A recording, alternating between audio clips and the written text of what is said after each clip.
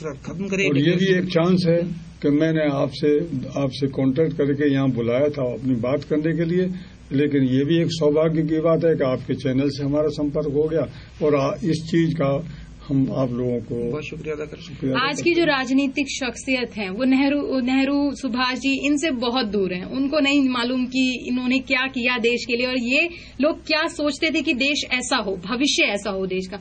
उन लोगों को कोई मतलब नहीं है। ऐसे लोगों को क्या कहना चाहेंगे जो आज उनकी मेहनत पे एक तरीके से पानी फेर रहे हैं। मैंने आपसे अभी थोड़ी देर पहले कहा था कि आज की जो पीढ़ी है, जो आजादी की जो सांस ले रही है, ये आजादी इनको नहीं ना नसीब होती, ना सड़कों पर इनको फ्रीली घूमना मिलता, ना इनको कुछ होता। वो स्लेव की तरह जिंदगी जी रहे होते। में जाकर देखें, उस समय में जाकर देखें, उन्होंने जितने कष्ट है उसके बाद जो हमें आजादी दिलाई, तो हम तो उनके कदम कदम पर ऋणी है। ये सारा देश ऋणी है।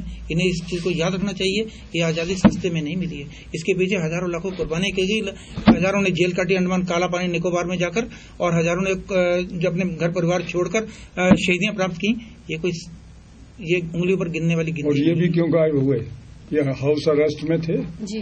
और ये किस रूप में वहां से गायब हुए और फिर वहां काबुल में पहुंचे, उसके पास में उत्तम चंद के पास। ये एक आश्चर्य की बात है। इतनी गवर्नमेंट, पूरी ब्रिटिश गवर्नमेंट लगी हुई थी उनके पीछे। सही मायने में उत्तम चंद मल्होत्रा के भी ऋणी है। हाँ। जिन्होंने 47 दिन उन्हें अपने पास रखा। नहीं तो कोई भी आज चंद रुपए के लालच में कोई बेच देता। हाँ, चंद रुपए के लालच में भारत सरकार के लास्ट तक वो कहता रहा, लास्ट तक ब्रिटिश सरकार यही व्यक्ति है। तो लेकिन कोई नहीं सुनता। तो आज ये भी बात ना रह जाती कहीं कि उनकी डेथ कब हुई, क्योंकि ब्रिटिश सरकार के एक बार हाथ उनको पहुंचा देते तो उसके बाद तो कोई इतिहास ही दूसरा होता। इतिहास ही दूसरा होता। इस पे रोशनी डालने की जरूरत ही नहीं पड़ती। और ये भी एक फैक्ट है कि इनका परिवार भी जानता था, वो भी छिपाता था और आज तक छिपाए हुए है इस बात को कि वो जीवित हैं। और ये उनकी पार्टी भी जानती है, उनका मिशन भी जानता है। मिशन वालों से मेरी बात हुई है, नेताजी मिशन दिल्ली में जो है जी। उन्होंने मेरे से यह कहा कि शर्मा जी, इस स्वामी वाले प्रकरण को आप कोर्ट में मत ले जाइए। तो मैंने ये कहा क्यों? कि हमने 4 PIL डाल रखी हैं, वो हमारी सब खारिज हो जाएंगी। मैंने कहा कहाँ? तो उन्होंने ये बताया कि एक कलकत्ता, एक दिल्ली, एक केरल और एक जालंधर, 4 जगह डाल रखी हैं। और हमें गवर्नमेंट कोई जवाब नहीं देती। हमने ये राइट टू इंफॉर्मेशन एक्ट के अंतर्गत ये कमीशन जो है, चीफ कमिश्नर दिल्ली में, यहां तक हमने लड़ाई लड़ी है, लेकिन हमको कोई डॉक्यूमेंट सप्लाई नहीं किया जा रहा उनकी उससे संबंधित।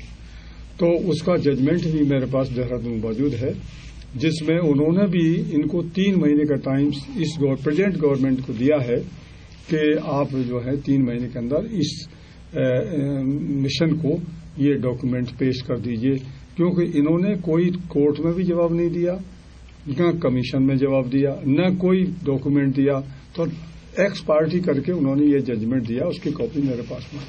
आप दोनों से पूछना चाहूंगी कि अभी तक आपने बहुत सी कोशिशें की इस चीज को प्रमाणित करने के लिए, इसके लिए, लेकिन कहीं ना कहीं एक लूप होल ये रहा आपके पास कि आपके पास कोई प्रूफ नहीं रहा। दैट्स वाई कि आपने जहां स्टेटमेंट या फिर इंडिया टीवी में जहां आपने ट्राई किया वहां पे भी नहीं हो पाया। आगे क्या करेंगे अगर इस तरीके से आपसे प्रमाण मांगे जाएंगे? तो कहां से? हम सत्य को जानते हैं, सत्य को हम कहां तक आवाज उठा सकते हैं? ये तो सब जानते हैं कि सत्य को प्रमाणिक करने की जरूरत नहीं, लेकिन फिर भी मीडिया के मांगा जा रहा है प्रमाण आप लोगों से। इस वक्त सबसे बड़ा सौभाग्य ये है हम लोगों की, आज टेक्नोलॉजी एडवांस में मीडिया काफी एक ऐसी स्टेज में है कि मीडिया चाहे तो इसे हाईलाइट करके कहीं पहुंचा दे या दबा दे।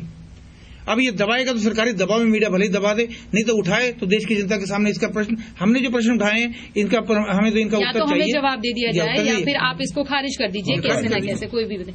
चलिए चलते चलते आपसे आखिरी क्वेश्चन मेरा ये होगा कि आप दोनों चैनल के थ्रू कोई निवेदन, कोई अनाउंसमेंट कुछ करना चाहें, प्रशासन शासन तक अपनी आवाज को पहुंचाना चाहें तो क्या कहना चाहेंगे? मैंने अभी आपसे ये कहा कि हमने जो प्रश्न उठाए हैं, इन प्रश्नों के जो अपने अनुभव के आधार पर अपने सामने गुजरे हुए समय के अनुसार देखकर, उत्तराखंड स्टेट है अब तो उस लेवल पर कोई आयोग बैठ जाए, कोई जांच ऐसी बैठ जाए कि ये स्वामी जी के बारे में ये पता लगा दे कि ये कौन थे जी, तब भी प्रश्न या तो वो स्वामी जी के हमारे व्यक्तित्व के बारे में बता दें, और ये अगर नहीं बता सकते तो हमें ये बता दें कि वो क्या नेताजी थे तो उन्हें डिक्लेरेशन क्यों नहीं किया जा रहा है आज भी। आप ये चाहते हैं?